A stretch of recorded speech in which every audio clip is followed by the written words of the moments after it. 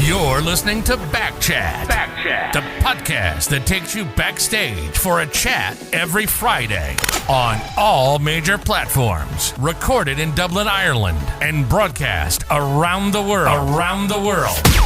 Join Michael O'Reilly and his guest weekly to discuss the entertainment realm and all of its secrets with leading musicians, actors, and entertainers. Before this episode begins, follow us on Instagram at back.chatpodcast and check out our Facebook.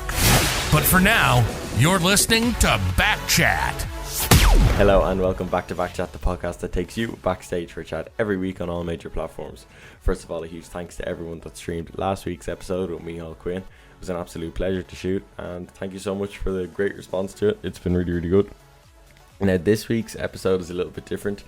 It's more of a chat and a catch up with my guests. We are very, very good friends, so this was a long overdue chat as opposed to an interview, so I'm sorry if it takes a bit of a different tone as kind of the rest of the episodes.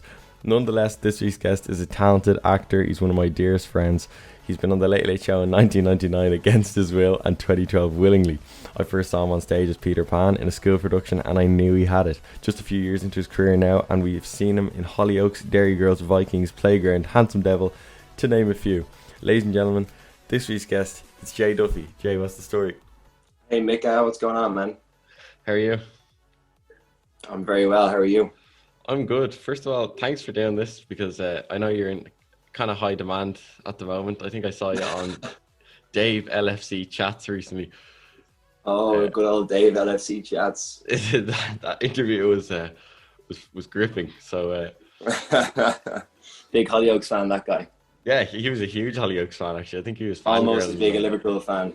Yeah, I think he wanted you to like cut a strand of your hair off and send it to him. In the intro, I was talking about The Late Late Show when you were a kid, you know, and Keith was trying to get you to play the drums on the toy show. Do you remember that? Not really at all, man. No, I have no recollection whatsoever. And I feel like that's a good starting point in my argument as to why I never should have been brought onto that thing against my will. Because I could have done anything. I know. A lot more embarrassing than it was, and I have no idea. I have no recollection. Maybe it's for the better. But yeah, no, I think it was only about 2 or 3. Yeah, you're tiny, like you're standing your ground.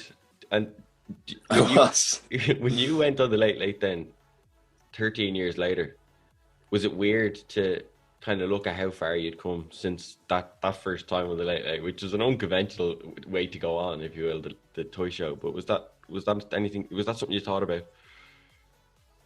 Yeah, because I knew how big the Late Late Show is. One of the longest running and most watched shows by the general population. So there's a lot of course, a lot of nerds going into it and stuff. But no, I because I think that was what year was that? You said was it 2012? 2012 was when you went on with Keith. Yeah. Yeah. So I mean, I'd only done I think it's because I was doing Hollyoaks at the time, or maybe Vikings. So it was only one or two jobs in. So I was still very young and I didn't have much experience, especially whatever bit on the film set with getting interviewed. So yeah, I was very nervous, but I didn't feel as if I had, achieved a lot and was going on to talk about my accomplishments. It was just a really nice thing to be able to do because I was on TV a little bit, and so my profile was kind of, I suppose, higher at the time. So yeah, it was cool to go on and chat with Ryan and stuff and just tick it off the list. Yeah, it was very nerve-wracking though, for sure, because I'm not very good at doing those live interview things. They're not my cup of tea. Is it weird doing it knowing that like so many people are watching it, like live as well? Like that's all you can think about, man. Is just everyone is watching me right now. Yeah, you know what I mean? The country's eyes are on you. Yeah, exactly. But yeah, you settle into it after the first few minutes, but it is very nerve-wracking because you arrive there like 2 hours before, and you're like sitting in the green room just waiting to be called, and the show has started, and the build up to it is just increasingly more nerve-wracking as it goes on. But yeah, no, look, once you get on there and chat shit for whatever it is, the 10 minutes, it's fine. Yeah, plugging all that. It goes quite quick. When you're sitting on the couch, what do you see? Because like I know, like like I've been in that studio, but I've never sat on the, you know what I mean, on the couch. Is there loads of cameras? Because there's a camera on fucking everything in that show. Do you know what I mean? Like, what do you see when you're sitting on the couch? The space is a lot bigger than you would imagine, and then it feels bigger with all the people that are in there. But yeah, the lights are so much more blinding, you can't see a thing, and you're performing, so you're not really in your head as much as you are when you're just sitting on a chair getting interviewed by someone. Yeah. So yeah, that's when it's more daunting, when you're just there for no reason and to just chat, and just so many people just listening to what you have to say. Yeah. At least on stage in a play, your words are written for you, so you're a little bit more engaging, I would hope. No, it's funny watching it. Like, it's cool watching that, because like 2012, you think, oh yeah, 2 or 3 years ago. Like, that's 8 years ago now, which is mad. Like, yeah, it's crazy. And like, I'm watching it, and a lot of people from I was only 16, man. I was only a kid, So when I think about it like that, see, I always saw you as like an adult, or like way bigger than me. Like, do you know what I mean? Like, when I watched that, I was like, he's only 15 or 16 there. That is a kid. Like, and you're just on the late being interviewed as the next fella will be interviewed. Like, which is just mad. Yeah. Do you have any first memory of when you said to yourself, I want to be an actor? Was there a moment or a kicker? Like, no, I've been asked that before, and I never really have like an epiphany moment that I tell, because there wasn't one.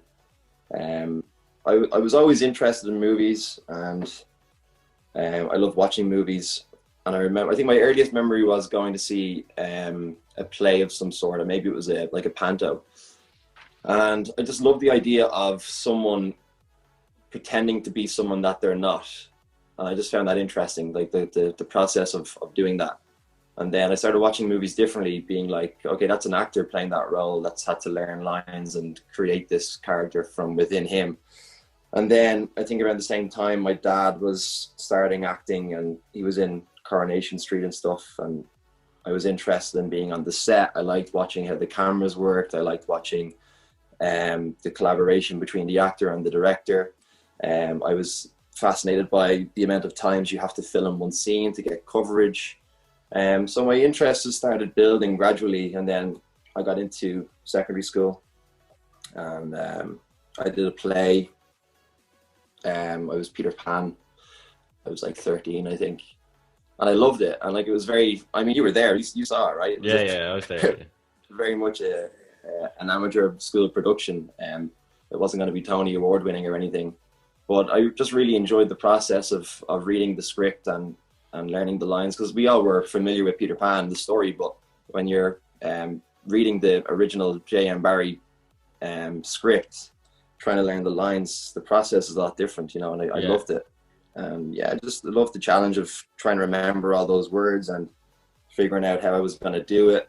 And I think that was the start of the interest, and maybe the idea, entertaining the idea that I could maybe think about it as a career choice. And when you were doing Peter Pan and you were on stage, was that when you were kind of like, okay, this is like, I love this, like when you're coming off stage? 'Cause like, yeah, I loved it.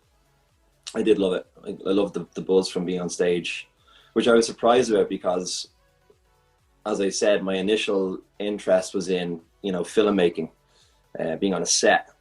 But that little stint on the stage really kind of gave me a buzz that I never had before.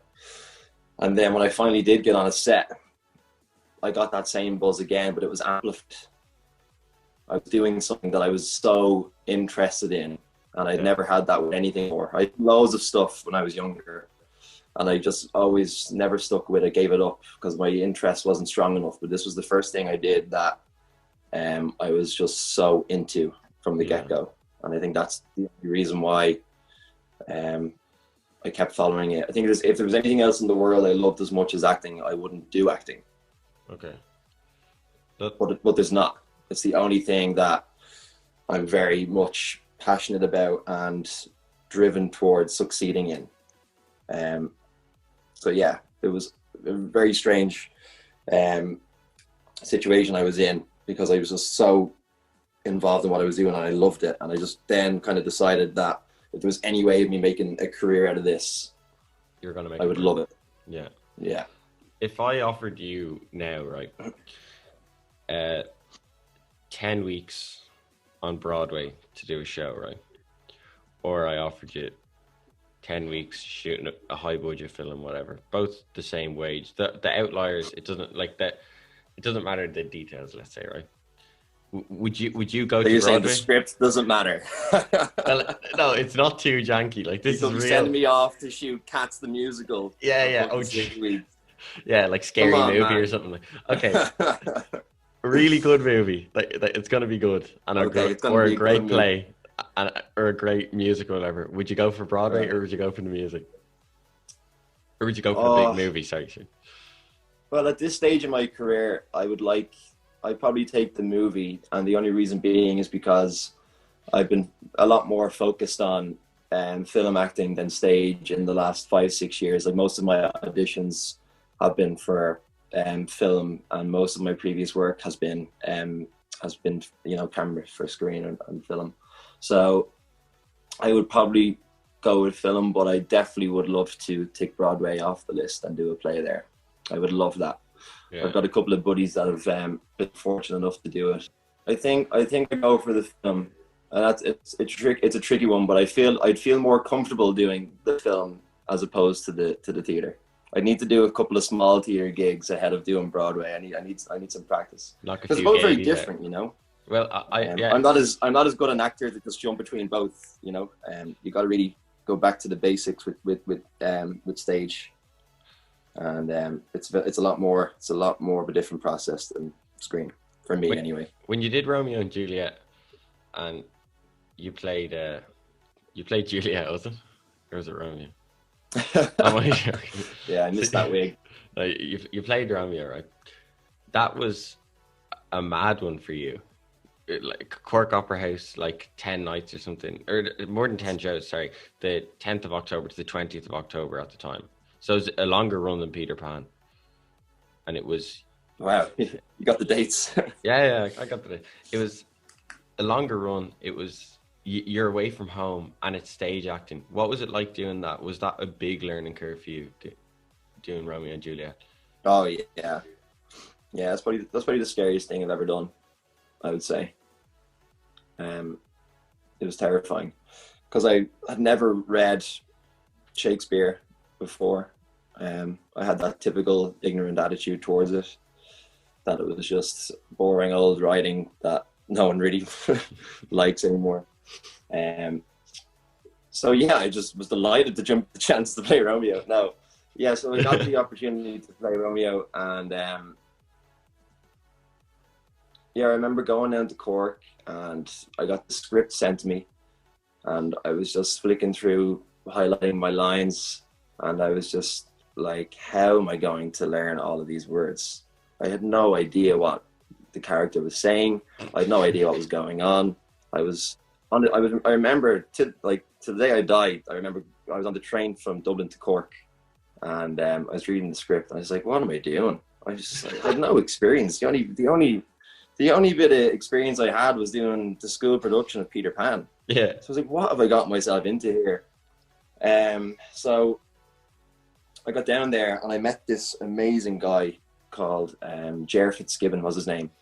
And I think he was the head of English at the UCC, the University College Cork. And I just basically, throughout rehearsals, would sit down with him for like an hour, 2 hours, and just like word by word, line by line, go through the script until I understood everything I was saying. He brought me through like the iambic pentameter, which is the rhythm that the Shakespeare dialogue is set in.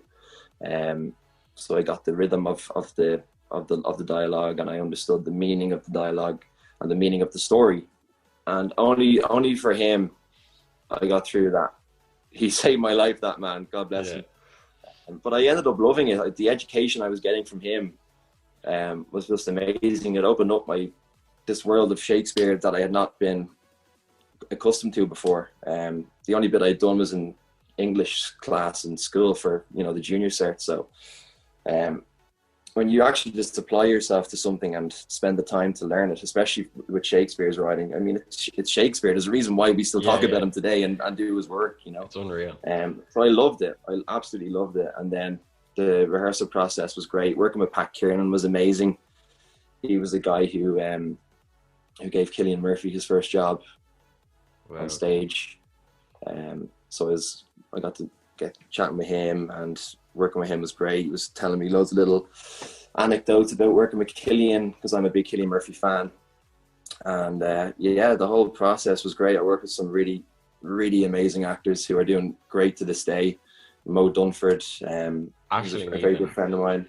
Aisling Franciosi is doing amazing. It was such a wonderful time. I absolutely loved it in Cork. I love living down there. I was there for, I think it was maybe 3 or 4 months. And yeah, it was great. Really, really enjoyed that job. I'd love to do it again now that I'm a little bit older and have a little bit more of a sense of the world to play that character, because I don't think I had enough life experience to truly understand that character. So I'd love to do it again. The beard would need to go, because I think Romeo is like 13 or something, you know, so. Yeah, well, that's why they cast me. Yeah. They wanted to cast, you know, close to the age of the characters. And I think, don't hold me to this, but I think I hold the record for being the youngest cast actor to play Romeo in Ireland. I think that's true. I think. I was doing a little bit of research, and I was trivia. Yeah, I was doing a bit of research for this, and I was talking to your father, Keith, and I was going through what I have here, and he said, put down that he was the youngest Irish person to play Romeo. I couldn't believe that. That's a big thing. Yeah, wow. It's a sign of how difficult that must be to do a run like that with a script like that. You know, a lot of Shakespeare stuff, when you read it, when I read bits of it, the first thing I say to myself is, wow, I'd love to understand what the fuck this means, because that's another level of kind of intellect. And then even when you know when you understand what it means, you don't have to act it in front of a full opera house or whatever, you know what I mean? So it's big kudos there, like, for doing that so young. But that was intertwined with the Hollyoaks days, and you played Declan Brady. How did that come about? Yeah. What was that phone call like, or that email, or how did that come about when Hollyoaks came into fruition? Well, at the time, I got sent the audition for Hollyoaks. I think it was 15, and I thought it was. I confused it with Home and Away. I think, so it was like, oh wow, it's in Australia, and my dad was like, no, it's a show in the UK. It's like it's a soap, but it's a cool soap. It's not shot like the other soaps. It's kind of like a more edgy, younger based soap. And I was like, okay. And I was just delighted to get an audition. You know, I wasn't officially represented by anyone. So like my dad's agent at the time, she knew I was like into acting. So like if anything ever popped up on her desk that suited me, she would send it on to my dad for me to have a look at, just so I could get a bit of experience doing auditions. Yeah. So she sent this one my way, and I was like, oh, I was just delighted to, as I say, get the chance to go on camera for it.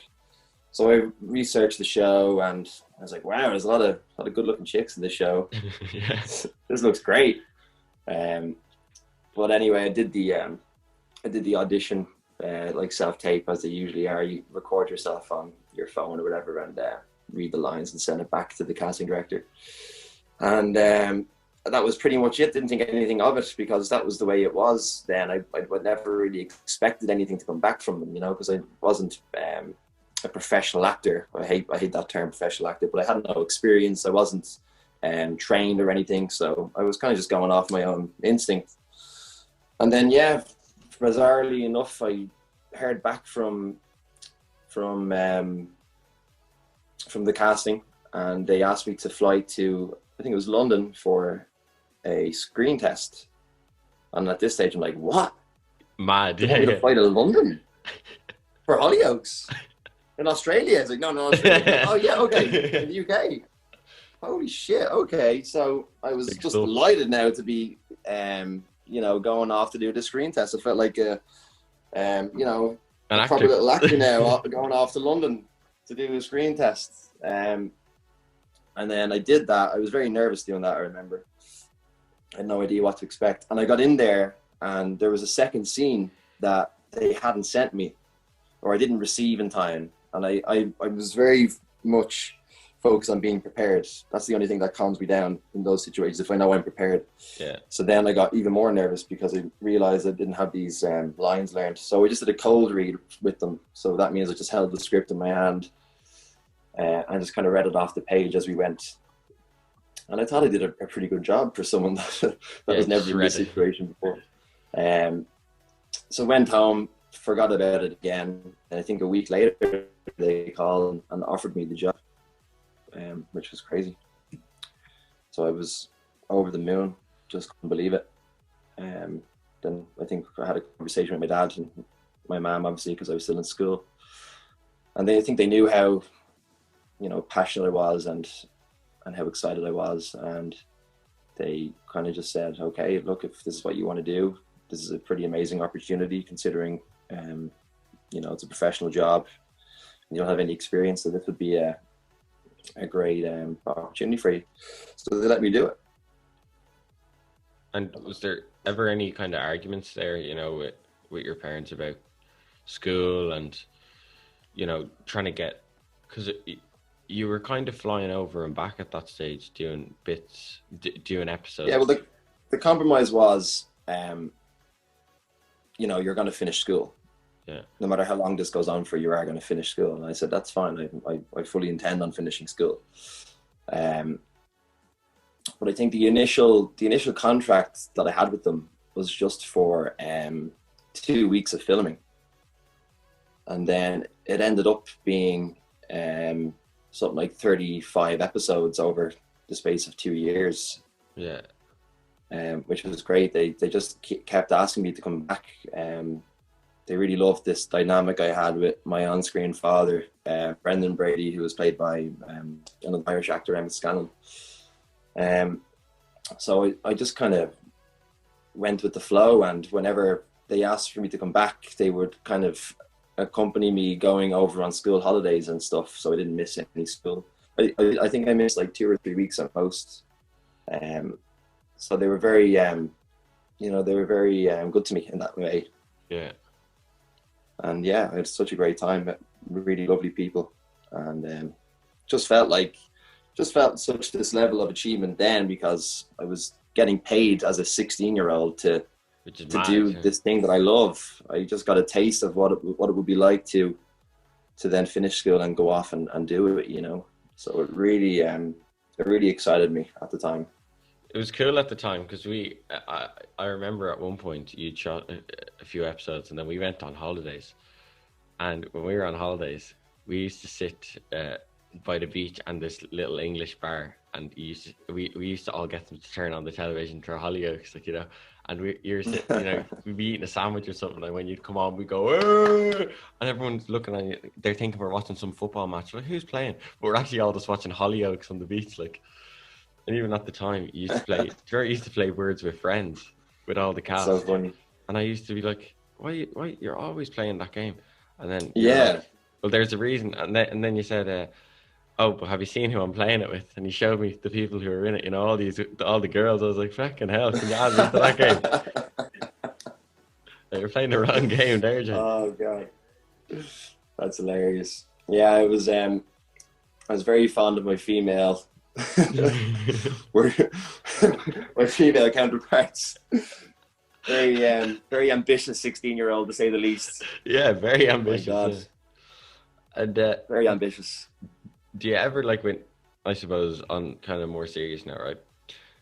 Like we were talking about kind of arguments with your folks about that, and the compromise you made about going to school.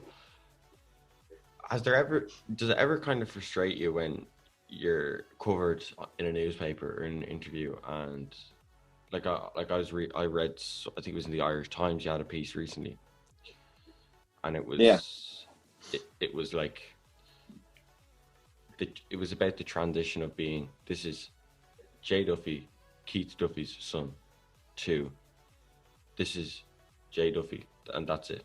Like, you know, and that speaks for itself. Did it ever frustrate you when, you know, that your dad's name was attached to yours in these articles or interviews? Yeah, of course. I mean, I think anyone who is kind of, you know, chasing a bit of success in a business that their one of their parents has achieved success in as well, there's always going to be a small bit of that going on, you know, and it is frustrating, but it's only as frustrating as much as you allow it to be, I suppose. Yeah. I mean, I remember when I was younger, you know, you get some little dickhead saying to you, you know, oh, how much cash did your dad have to pay to get you in that? Yeah. And I'm like, you fucks don't know how nervous I was and how much work I put in that audition and what I had to do to prove myself and to get into that room. So like, you know, that stuff boils up, but I was only young, you know, that wouldn't bother me nowadays, you know, because I'm a bit older now and a little bit more maturity and people's words don't annoy me as much. But yeah, of course, I mean, see, even if, you know, I got cast tomorrow in a new Spielberg movie, I'm sure the headline would be Keith Duffy's son, Jay, lands role in Spielberg movie. You know, it's not going to go away like that, you know, and it's not a thing I'm actively trying to run away from. You know, as I've said before, I'm very proud to be my father's son. I'm very proud of him. But yeah, I am my own person and I do want to achieve things through my own merit. Yeah. And I don't think that's too much to ask for, you know? Neither. I think that's fair. But I look at the likes of John David Washington, whose dad is Denzel, you know, and he's fine. You know, he gets on with it. He still gets it. And he's in the Chris Nolan newest movie. You know, he lives with that. And it's not a big deal, you know. But yeah, of course, there is a little bit of ego that goes on. And you want to, you know, have your own time and pave the way for yourself. But I mean, it's not really important at the end of the day. You know, all I want to do is be employed, you know, to read and hopefully do some good work. Yeah, well, let's talk for a sec, seeing as we're on the topic about Boyzone, right? And only because I'm gonna put my hand up and say I'm allowed to talk about Boyzone, I think, because I've been to a lot of Boyzone concerts. You get a free pass. I get a little bit of a free pass. Anyway, what was it like growing up, I suppose, with the tour? Like, what was it like going on the tours? You know, the big tours, the you know, O2, man, like these are big arenas selling out every night. What was it like to see your dad performing at them? What's that feeling like? Must be mad. Yeah, well, I mean, you've been there to a few of them, and you know my dad very well. You know, we go back a long time. It is a very exciting, it's a very exciting whole kind of situation and process of, you know, meeting together before the show, traveling to the venue, seeing all the people take their seats, hearing it get louder and louder, hearing the lights come down, seeing the lights come down, hearing the noise increase. And it's just this very, very exciting kind of experience. And yeah, when you're watching your own dad up there and seeing thousands of women scream his name, it is very it's very jarring, and it's definitely not something most sons get to see their dad do. So it is very cool. It's very strange, but I've been, you know, seeing it for years now, but it doesn't it never loses that madness to it. You know what I mean? Yeah, no, it must be weird, because it's like when he was on stage doing those tours, and now with Boys Life, of course, it's like that's your dad at work, like, you know what I mean? Like when I go to watch my dad at work, you know, he sells a car. You know what I mean? Yeah. When you go to watch your dad at work, the curtain comes down and there's like screaming people. You know what I mean? And it's like, holy shit! Like, it's so jarring, like seeing it I saw it the first time, and I'll never forget watching it from that perspective. It's so strange, the whole concept, you know? Yeah, but I think because, you know, it's all I've ever known. You know, that's what my dad does. As you say, your dad sells cars. My dad sings to people, and it's all I've ever known. So it doesn't seem weird to me because it's all I know. Do you know what I mean? But I can see how from the outside looking in, it would be like, that must be very weird and crazy because that's your dad. I'm like, yeah, it is. I realize it is, but to me, because it's all I've known, as you say, I'm like, I'm desensitized to it in a way. Sure, yeah. Do you know what I mean? But I can appreciate how bonkers and amazing it is when, you know, the curtain does come up and you see all those people, you know, sitting out there. Yeah. And it is amazing. It is really amazing.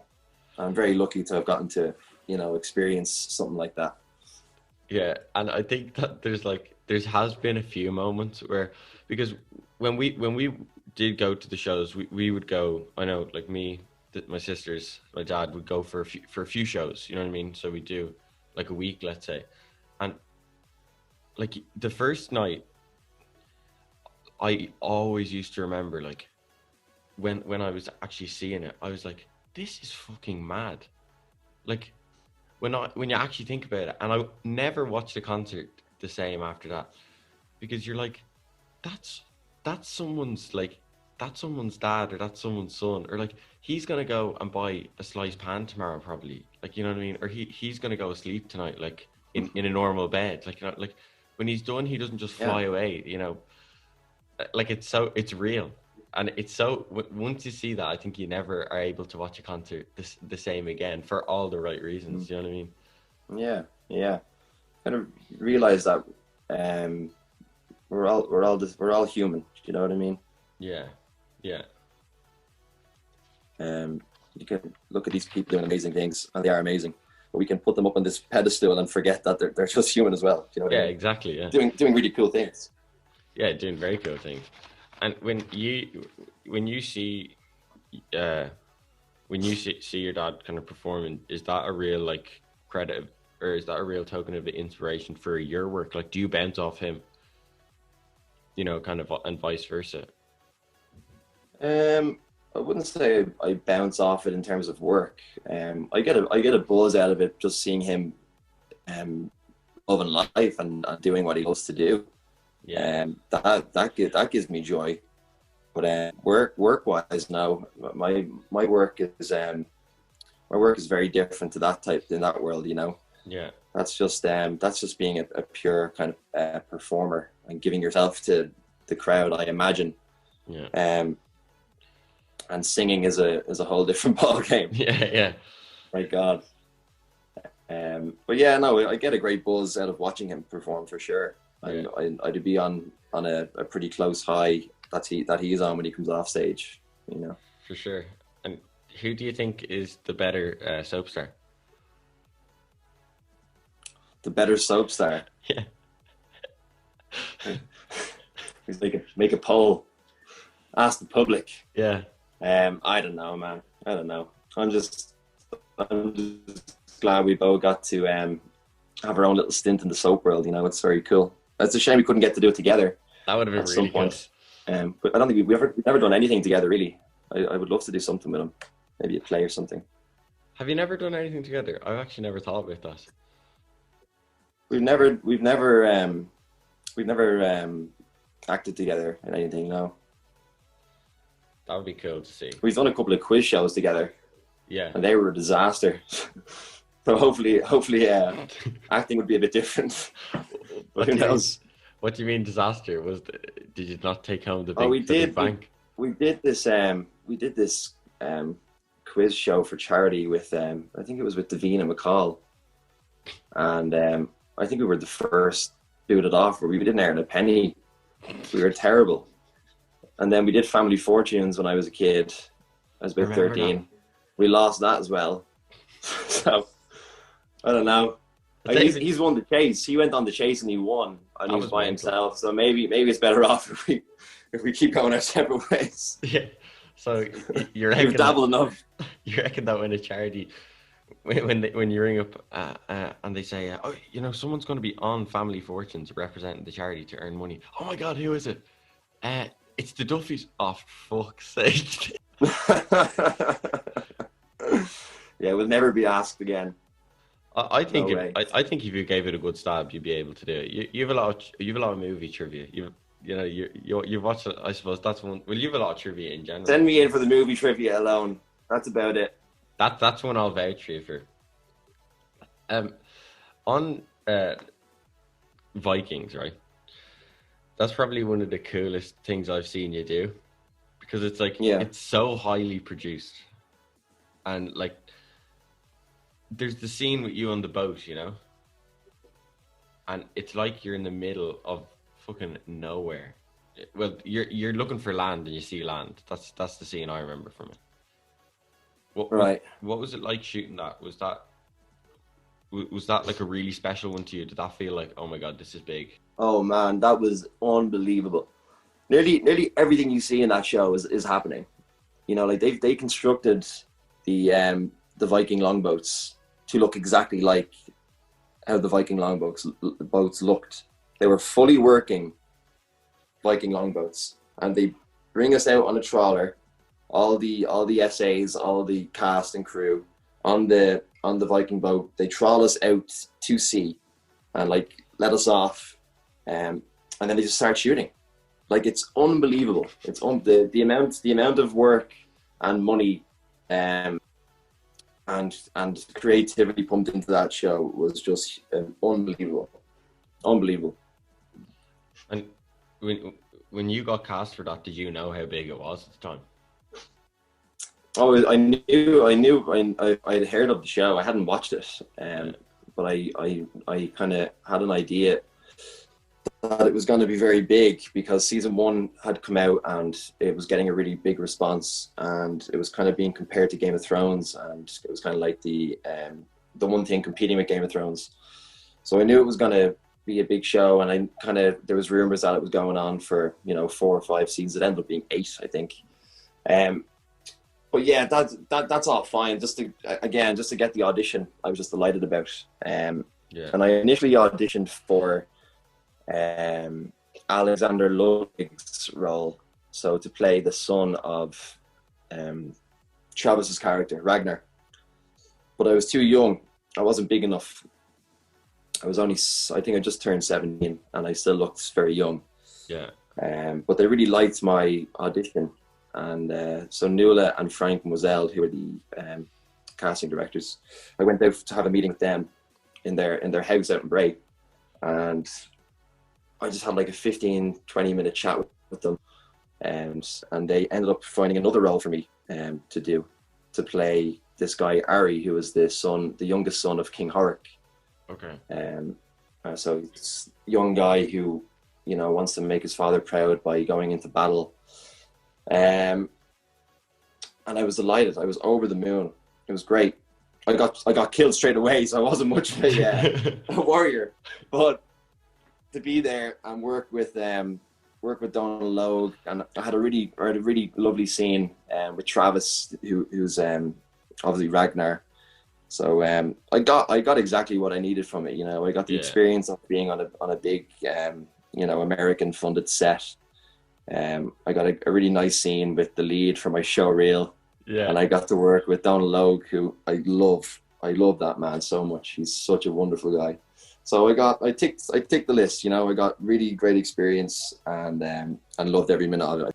Yeah, I remember you sent me a picture on WhatsApp, and it's just you covered in dirt, and I was like, yeah, all right. Yeah, it was gas. They dyed my hair brown, and I had to get it curled every morning with this pair of like hot tongs. So I'd get picked up at I think my earliest pickup time was 4:30 a.m. to get to set for 5:30 and be in the makeup chair for 5:30. So it was a grind, that show. I can only imagine. I did it for 8 months. The leads. It's like a marathon. Those things. It's the way of life. So 5 weeks was enough for my young body, my young experience. I remember watching it, and especially the scene on the boat. Right, you've got like these lads, and they look like they've never fucking heard of a barber before, right? They their hair's down to here, they're hanging off the side, looking for land in the scene I was talking about earlier. And then there's just you there. You've got the haircut. It's like they're all. It looks like they're actually looking to go to the barbers, and you're like, it's just down there. Like, it was so it's so funny watching it. Like, man, I still don't. I'm so grateful to Nuala and Frank for casting me, because you want to see how I looked before that. I think it was fresh off the bat of Hollyoaks. I had bleach blonde hair, not a blade of facial hair, and like scrawny, like really scrawny. So I mean, I don't know what I did in that audition, but I must be showing them something. Yeah, because they certainly didn't cast me based on my physical appearance to play a Viking. Jesus. What's been the like? Is there any like hardest parts or hardest moments, especially in Ireland, because just the sheer begrudging that Irish people do? Has there already been like any really hard bits about being kind of an Irish creative, like in your case, like an artist, an actor, you know? Not too much really. I think for the most part we're a very supportive and positive nation to each other. But there's definitely a big amount of that goes on. And I find that most of it these days, they've all these gobshites that love tearing people down. They all kind of congregate now online. Yeah. And I think it's mainly Twitter. If you go on, you can, anyone that's listening to this can try this. If you go on to Twitter during, like, let's say the Late Late Show, right?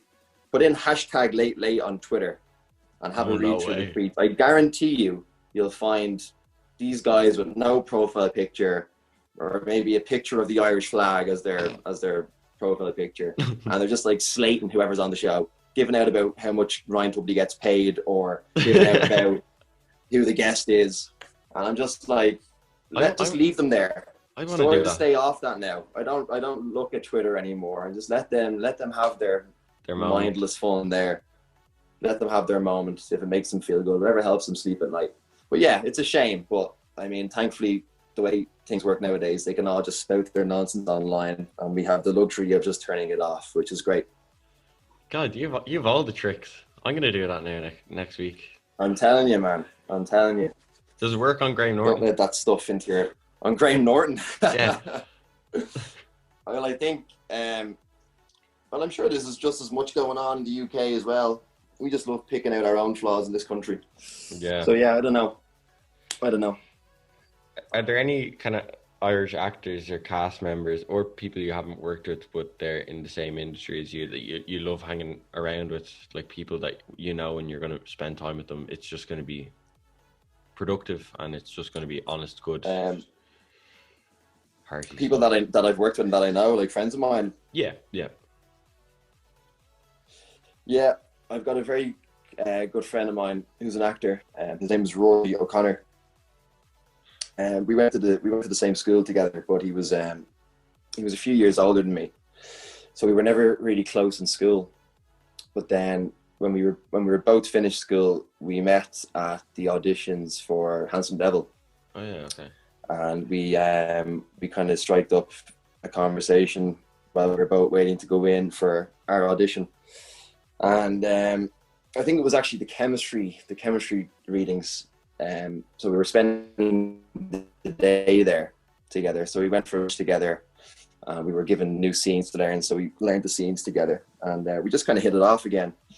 And to this day, we both ended up getting cast in the movie in separate roles. Yeah. So it was my first movie, shooting in Dublin, and we just had the best 5 weeks together. It was so much fun, and I respect him a huge amount as an actor. And I respect his opinion on a lot of things. So I always enjoy hanging out with him. Another one was Donald Logue. He was a great, great guy. He had the best stories and just a great actor. Just watching him was an education, you know. That's what I love about working. When you're lucky enough to be working as an actor, hopefully you're working with, you know, talented people. Yeah. And it's just getting to watch them and just learn from them, you know. I'm like a sponge on a set. I just soak up whatever I can. Yeah. And I just add it to my list to try next time, because it's always changing how I prepare for anything, you know, whether it's an audition or to prepare to shoot something. My process is always kind of changing because I'm always learning from these different people I work with. But there are two that come to mind straight away, that I loved their company and loved working with them. But the list I have of people that I hope to work with is just growing every day. I like find an actor or an actress that I watch in something that I haven't seen before, and then I'll just go on a binge of all their stuff and watch their work. and then I add them onto the list. I want to work with you. So That's mad. That's what happened with Andrew Scott, actually, with Handsome Devil. I put up a tweet back when I used Twitter, and it wasn't a cesspool for. And you were watching the Late Late, wasn't it? Exactly. Yeah. I was actually watching Sherlock, and I put up a tweet saying something like, "My God, Andrew Scott is amazing. We'll definitely work with him one day." And then, sure enough, a year later, I'm shooting my first movie with Andrew Scott. That's crazy. So it was amazing. It's amazing. If you put something out in the universe, you never know what's going to come back. So my idea of writing these names down is hopefully going to have the same outcome. You never know. For sure. Well, that movie is, and he's great in that, you know, he does the reveal to me who you are. He's really great, yeah. Reveal to me who you are! Yeah. He gets a lot of stick. He's great, though. He's great. He's such a good actor. I think he's a great actor, and I remember, I've seen him now in like Black Mirror, and yeah, he's great in that.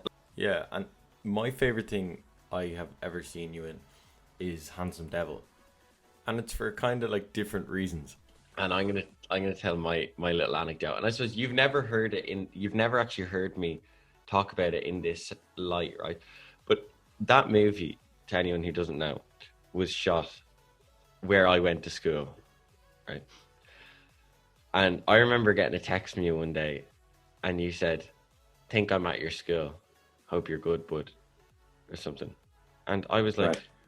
I was like, why is he at, like this is like, it's 11:45 and I'm in a geography class, right? So I texted you. Now you must have been, you were working, so you're between scenes or whatever. So you text me kind of quick and just sent. You know, you're in the headspace of work. So I texted you and I was like, "Is there any more details as to why you're at the school?" I was like, "Is he going back to do his leaving cert again or something, or what the fucking story here?" So he said, "No, shooting movie."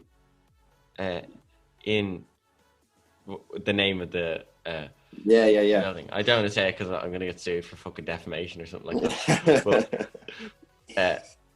But I left the next class then, and I went over to see you, and I didn't really have too much of a positive experience from that school.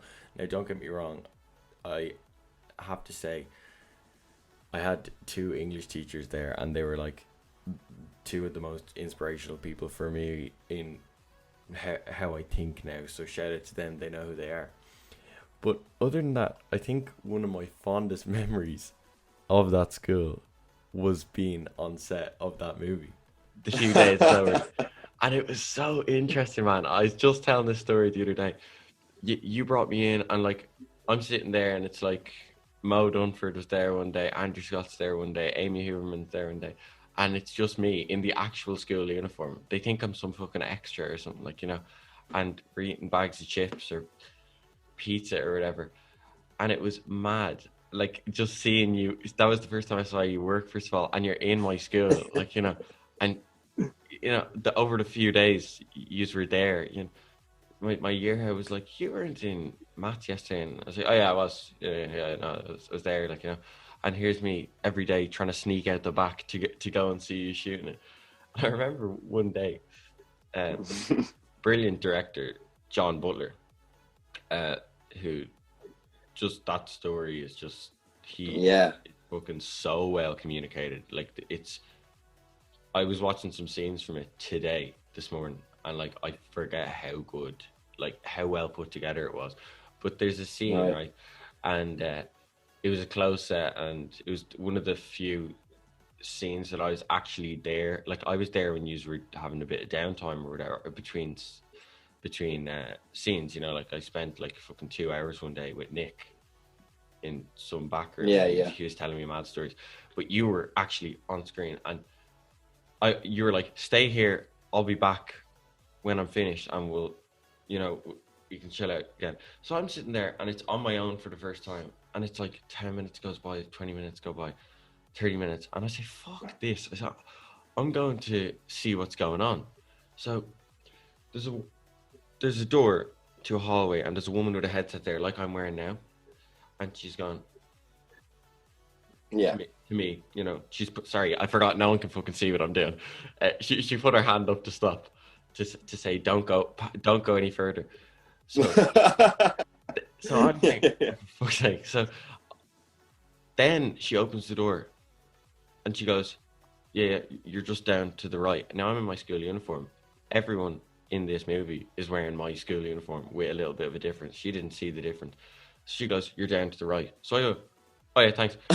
And I was thinking, shit, what have I got? And I'm like, I'm going to walk in here now.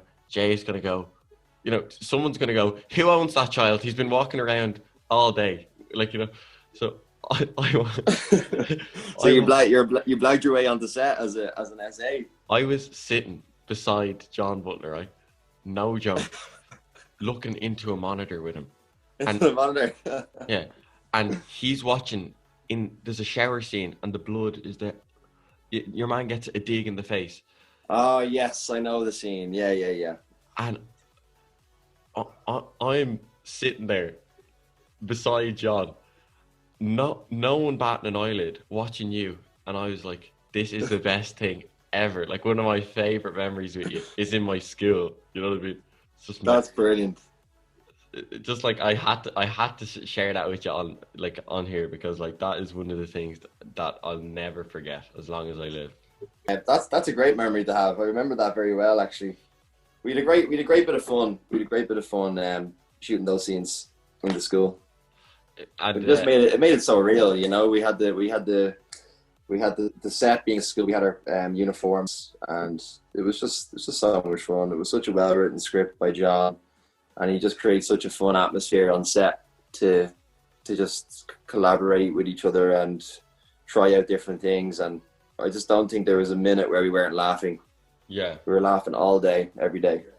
I saw you guys the first day, like, you were playing football or something in between scenes.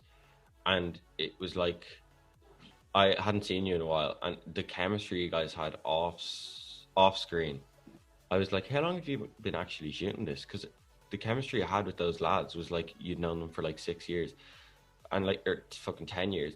And even when there was one day where we were eating like a bag of chips or something, and we were sharing like 2 bags of chips, and Mo Dunford was there, right?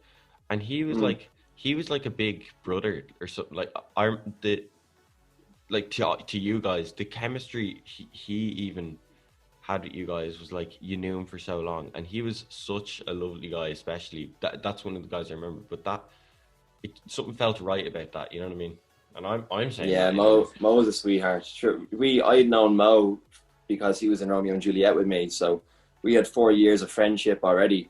And then when we found out we were going to be working with each other again, we were over the moon. So that's what I'm saying. It all just clicked in nicely, and it made sense. We had such a lovely dynamic going on amongst all of us, and yeah, we were very, very close for that, and we still are. We still chat to this day. I think we still have our WhatsApp group as well. From that movie. From that movie, yeah. When you're playing in a few years' time, when you do play the Joker, will I be allowed into those sets? Will they be easy to sneak into or no? Man, if I'm ever playing the Joker, you can have front row seats on that set. Trust me. That's one thing I don't know always if I see ever you would, doing. though. They're very big shoes to fill, and they're getting bigger by the year. My God. That last one, man. With Joaquin Phoenix. Joaquin. I'm absolutely butchering his name here. Sorry. That one was. Yeah, he's great. Is he on your list of people to work with, or who's the yeah, top for sure right now? Right now, what's the most recent? I have my list here. Who's on here? Well, I mean, so all time, right? Obviously, DiCaprio is and will always be, the one I hold in the highest regard. It's DiCaprio, and I think everyone has DiCaprio on their list. Steve fucking Madden. I was just watching. I was listening to a Matthew McConaughey podcast on Joe Rogan. Have you heard it yet? I watched that. That was absolutely brilliant, and I didn't. It's great, isn't he? I procrastinated, what a great guy. Yeah, I'm gonna read his book actually. I'm looking forward to that. I was watching a scene again in The Wolf of Wall Street, yeah, and script that, like, their shooting script for that movie. And if you look at the difference between what he shot and what was written on the page for him. What he brought to that is just amazing, and that's an actor, you know, knowing his craft. I think, Yeah, his ability to just make it three-dimensional, and the freedom he has to roll with that instinct, I think is amazing. Like, he's a genius. He's a very underrated actor, I think. yeah, definitely. Even like watching him on that podcast, he's so insightful as well. Like, you know what I mean? Like, it's Isn't he? Yeah. He's got a real good grasp on life. That guy. yeah, He really does. Joe Rogan is doing his concept is the weirdest thing ever, because he's like, I'm gonna get people that shouldn't go on podcasts, and they're gonna come on my podcast, and it's just gonna be the best thing ever. Like, did you watch the Kanye West one the other day? Yeah, for 3 hours as well. It's not Yeah. short. It's not a short chat. No, It's not crazy. like Elon Musk on it. You know what I mean? And they're smoking joints. Like, I don't know what Joe Rogan is doing, but he's doing something seriously right. Like Oh man, he's killing it. He's killing it. He's got the biggest podcast in the world, I would say. second biggest Second biggest after you. after me. Yeah. Yeah, I did watch the Kanye West one, and I only lasted about 30 minutes. I was like, I didn't understand what that guy was saying. I have to say, he's a little bit jumpy with his points. He gets asked a question, and he's on about 15 tangents in the first 2 minutes. Do you know what I mean?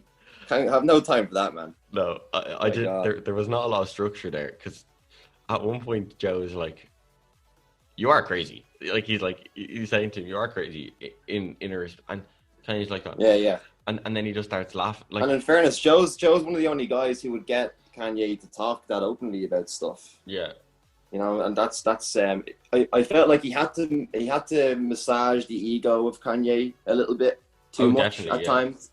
Yeah. But that's just a thing to make him feel comfortable to keep talking. And hello. This is the first time I've had an animal on the podcast. This is Tigger. She's making her appearance on Backchat too. Sweet. She's gonna get her own episode soon. But yeah, man, Joe Rogan is like the pinnacle, and like he is so good because he does so much research. He is probably one of the smartest people I've ever seen talk in my life. Every time he's asked about something, he knows about it. It's mad. Dates, names. Sure. His ability to have his own opinion on things, but at the same time being able to park them and having an open dialogue with someone and trying to understand their opinion as well. That's what he does really well, I think. Yeah, for sure. Have you ever done podcasts other than this and Dave LFC? I haven't done too many, to be honest, because I don't actually enjoy talking about myself all that much. Okay, yeah, sure. But of course I would do it for you. Thank you for that. And for Dave's LFC chats, because we were talking about football, and I'm a big fan of football. But my friend Dan McCaffrey, my good buddy Dan, has his own podcast called The Inside Trail, and I did an episode of that with him. Yeah, check it out. It's a good podcast. Yeah, sure. I did an episode of that with him. But that's about it, man. That's about it. I'm not a podcast virgin per se, but I'm quite young in experience. You're new to the game. I'm new to the game, the podcast game. The game's cold, Jay, but it's a lifestyle, you know. You gotta live it. Live it. Are you gonna come out, like, when you land something absolutely mental, like an off the scales movie? Are you gonna come back on, or am I gonna be like pulling up to the sets, being like, no, he's my friend, look? Are you gonna come back on the body? Mate, you will have access to the set for an hour a week. You won't have as much free reign as you did on Handsome Devil. Yeah, pull up and start eating all the catering. Eating all the catering. Yeah, Jay's God loved him. I'd say I ate a fair bit of it as well. Now, to be fair, I was a bit different physique back then. That's you the right idea, man. That's the best thing about film sets, the catering. Oh my God, yeah, made the most of it. You know, it's like 11:15 and I'm having a katsu curry or something. It was brilliant. Come here. What's next? What's next for you? Have you anything coming up? Is there anything exciting in the pipeline? Any Backchat exclusives that we can get? Backchat exclusives. What have I been up to?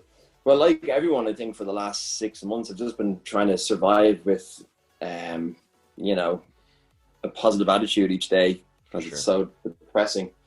I was over in Spain in March shooting a show. I was shooting a period drama, and I had to fly home because of COVID. I think I flew home 3 days before the country went into lockdown.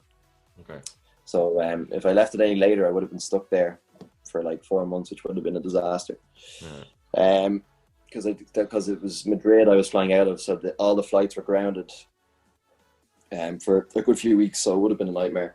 So I got home, and then I think for everyone, man, everyone's work just went out the window. Yeah. Especially performers and actors and musicians. You know, the whole world just stopped spinning for them in terms of work. So for the first 3 or 4 months, I was doing very little. I was just like everyone, watching a load of Netflix and reading a few books. Bit of Tiger. Just probably enjoying myself a bit too much. I was back home. All my family were together, and it's very rare to get my dad home for as long as he was. So it was just lovely family time, to be honest. And then things have started picking back up. I was lucky to do a bit of filming on something last month, a new show that's shooting in Dublin. I'm not allowed to say what it is yet, unfortunately, but it's going to be, I think it's going to be cool. It's like a political conspiracy thriller. Sick. Drama. So I did a bit of work on that, and I was one of the lucky ones to have some bit of work during COVID. Yeah. And it was very strange. It's very strange going onto set with all the new regulations in place. You know, all the crew are in masks each day. We weren't allowed to have lunch together. You have to stay in your trailer and eat your lunch by yourself. Damn. Whenever the cameras aren't rolling, you've got a mask on. It's very strange, really strange. But, you know, whatever has to be done to get people back to work, you know, I'm all for it. But it is strange, and I hope things get back to some kind of normal soon. But auditions are picking back up again. I'm busy doing tapings for bits and pieces. So that's the name of the game, man. Just hoping for the next one to pop up sooner rather than later. Yeah, 100%. And I think you're in an industry where it's not really one you can work from home. You know what I mean? So No, it's certainly not. It's certainly not. But I'm trying to keep myself busy as well. You know, I decided to take the next few weeks to go back studying. I'm into like a bit of training and fitness and stuff. So I'm starting to study nutrition and like exercise. Man. So I'm enjoying that at the moment. That's keeping me busy. And then just prepping auditions and stuff when they come in. But yeah, it's a very strange time, and it's horrible not being able to see friends and, you know, go out and grab a pint or a bit of food, you know, and just even going to the cinema, the simple things. The little things, yeah. Yeah, so I definitely don't think we'll take them for granted when we get them back for a good while. For sure. But sooner rather than later, hopefully, because I'm really sick of all this isolation and mask wearing, carry on. Yeah. Well, you know me, I've been self-isolating since 2011. So this is easy for you. Yeah, this is good work. Look, thank you so much for coming on, Jay. I have to say the tone of this was one I like. It was very chilled out. Anyone who clicked on this to hear about Jay's extensive career is unfortunately going to be a tad disappointed, because I have a list of questions here about Derry Girls, about people he's worked with, but it took a different course. We just had a nice chat. I think it went very well, considering we needed a chat anyways. It was overdue. So this was a nice merger of the two, I think. We needed a catch up. For sure. That's great. thanks so much, Jay. You can get Jay on Instagram at Jay Duffy, where he might drop a selfie this year or not. Who knows? He's a little bit unpredictable on the old Instagram. And keep an eye out for the work he won't even tell me about that he's working on, because it's all a big secret. Anyway, cheers, guys. See you next Friday. Thanks. Thanks so much to Jay for doing that. A few things about that episode. It was probably a bit of a weird one to listen to. It was weird. Like, it was over Zoom, obviously, and there's a few connection kind of errors which happens intermittently. So there's a few parts where it skips over only because the connection was a bit fuzzy. But I'm just listening back to it now, editing, and it's like I become so badly spoken during that episode because it's just like we're having a chat like normal, and it's not like having a normal guest on where I'm watching my P's and Q's and behaving myself. But nonetheless, I really, really am happy that I did an episode with Jay, and it's something that I can tick off the list and we can listen back to in a few years. But for now, thank you so much for listening to the podcast. Make sure you get us on Instagram at back.chatpodcast, and check out who's going to be on next week's episode, because that is going to be a really, really good one. I know I say that every week, but upward trajectories and all that. Anyway, have a good week. See you next Friday. Bye.